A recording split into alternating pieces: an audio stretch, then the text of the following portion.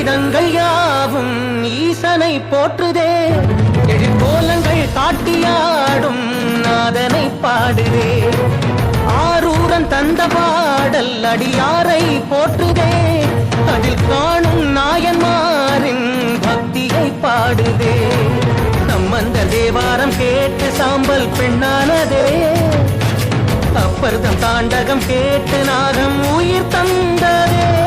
அடநாடென்ன காடென்ன குலம் என்ன பிரிவென்ன எல்லோரும் அடியார்களே. திங்கள் சூடிய நாதனே, கங்கை நாடிய வேதனே, மங்கை கூடிய பாகனே,